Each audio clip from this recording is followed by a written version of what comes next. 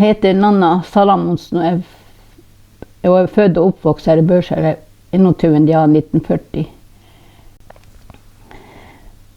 Vi var en søskenflokk på 7, och så hade vi en bestemor som bodde i lag med oss. Jag växte upp under krigen.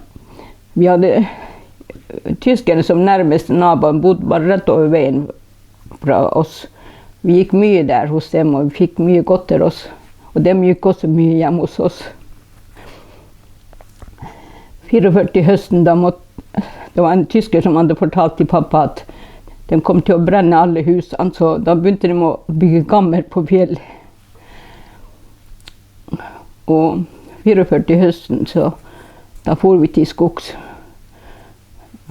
Pappa hade fraktat några kyr till Børskjærnes, men så fick de höra att de skulle bränna där, och så han var om natta där och slaktade kyrna och saltade dem och hade i tönn, och så hade vi en kyr som skulle kalva, så den tog vi med till skogs.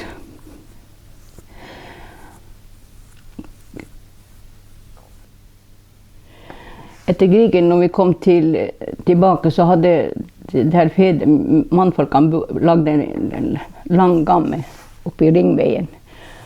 Och där bodde vi i en ände, och de dyren som vi hade med dem var i andra änden till vi fick satt upp bracken efter krigen. Och efterhvert vi var flera familjer som bodde i samma bracka. Det var 2 rum och så loft.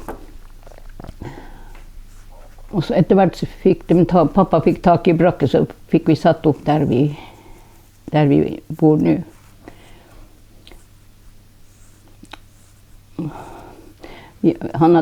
Han byggde ju nytt hus för krigen. 49 januari 50 eller januari 40 var huset färdigt, och 44 blev det samma huset bränt ner. Han hade varit i skogen, var det hög tömmer och frakta och fått saga till och satt upp hus.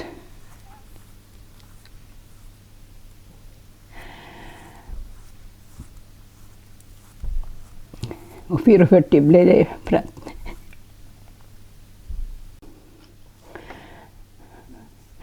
Vi bodde i bracka helt till 1949. Då hade pappa fått ett nytt hus igen. Då hade han igen varit i skogen och hög tömmer och sätta upp hus. Så i 47 då började jag på folkhögskolan. Men jag började på skolan, det var ingen av lärarna förstod vad vi snackade. Vi fick en lärare från Bergen. Så det var inte många av eleverna som var finsktalande som förstod han, i hvert fall inte det första året. Men efterhvert fick vi, där vi började i andklassen, fick vi en man från Laxell. Han snackade finsk med oss i teamet.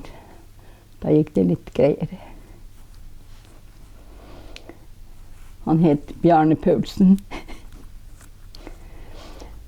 Så.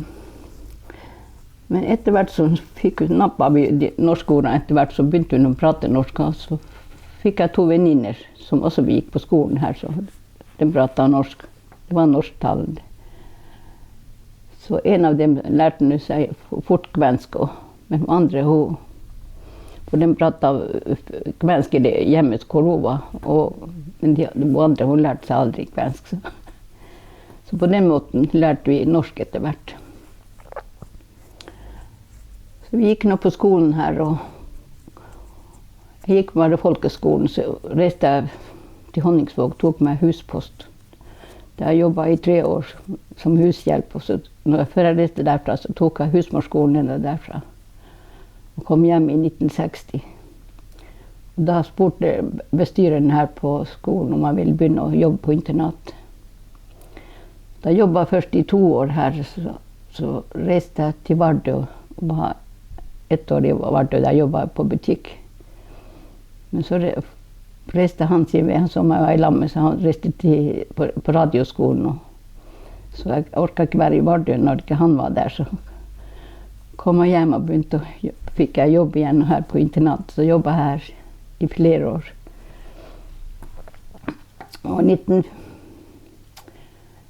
64, da de tok internat i bruk i Lakselv. Det var bare for ungdomsskolen. Unge aldri som begynte på ungdomsskolen her i kommunen, det var samlet der, de som bodde langt unna. Så der jobbet jeg i over 4 år, nesten 5 år. Så fikk jeg en permisjon da i 10 måneder, for jeg skulle ha en liten gutt. Hadde en permisjon i 10 måneder, så ville de at jeg skulle begynne på internat igjen. Og jeg hadde sønnen min var 10 måneder da jeg begynte å jobbe igjen. Så jeg sier, jeg kan ikke begynne å jobbe, jeg har jo en liten gutt. Ja, men du kjenner lungene her, så du skal bare komme. Altså, jeg jobbet for det meste på kjøkkenet, og han var jo veldig snill. Så jeg jobbet her. Da til internatet ble nedlagt til 81.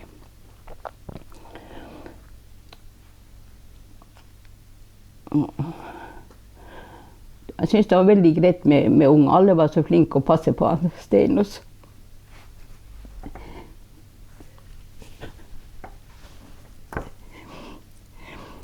Og mange ganger når de ungene kom, så ville husmor at vi skulle være sammen med henne og hun badet dem. Det var jo noen som hadde lus, både de som bodde på internat og også på skolen, så vi måtte avluse mange av dem. Men det gikk noe greit, ungene var noe snill. Etter at internatet ble nedlagt, så flyttet jeg hjem, for foreldrene mine ville at jeg skulle ta over gårdsbruk. Så jeg tok over gårdsbruk over i 81. Så drev jeg nå til jeg ble mer en pensjonist. Jeg skulle jo fortsette enda, i hvert fall med sauer, men sønnen min og samboeren min sa at du er alt for gammel til å gå i fjøsen, så på den måten ble det slutt på gården der. Så nå er jeg bare vanlig husmor og hjelper til med barnebarna mine. På internatet, hva var språket der? Det gikk både på samisk og norsk. Det var mange av de unge som snakket mye samisk, de som kom fra utenifra. Hva? Det var noen som pratet kvensk. Det var noen, ja. Ja, men det var ingen av bygdeungene her bodde på internatet, men de som kom utenifra. Det var noen kvensktalende. Var det mye barn på internatet? Ja, det en gang opp til 90 stykker. Det var så fullt at det, men måtte jo ta ut. Vi hadde også fremmedskolen her. Så det var nok sengeplass til alle? Var det var jo opp til 4-mannsrom eller 8 mann? Det var 8 mann. I enkelt var det 8 stykker som lå i samme rom. Men det gikk jo veldig greit hele tiden. Det var ikke noe knuffing eller noen ting på rommene heller. Hvordan hadde ungene det når de ikke var hjemme? De som bodde i første klassen, de savnet nok foreldrene. Men de kom seg etter hvert, og vi prøvde å ta. Når de hadde bare 3 timer skole. De små hadde bare 3 timer første året. Da brukte jeg å ta dem på kjøkkenet også. Mens vi styrte med maten, så var ungene sprang der rundt også. For det var ingen. Vi var ikke så mange, så vi måtte ta oss av matstell og alt det der, baking.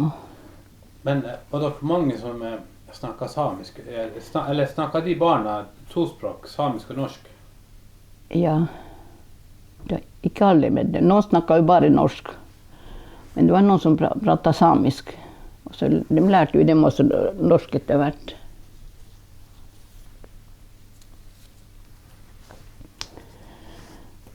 Så det var noen som snakket finsk, noen av de unge som kommer utenfra det. I hvert fall de Leirpollen og Mårnes, det var liksom mer finsktalende der, eleganttalende.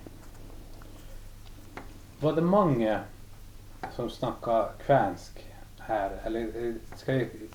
Her i bygda? Her i bygda. Skal jeg si kvensk eller finsk? Ja, vi sa noe finsk, men alle snakket jo finsk da. Det var kun de som snakket norsk, sånn som lærerne som kom til bygda, og han som hadde butikken på Hestnes.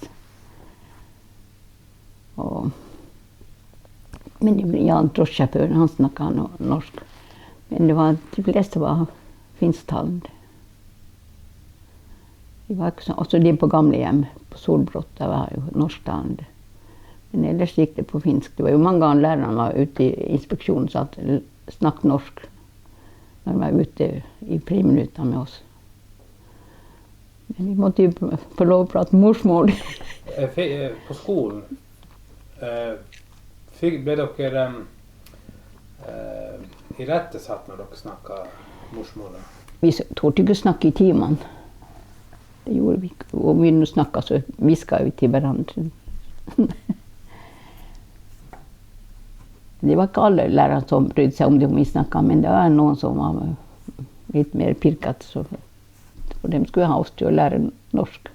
Og det var jo klart, alle bøkene det vi leste, det var jo på norsk.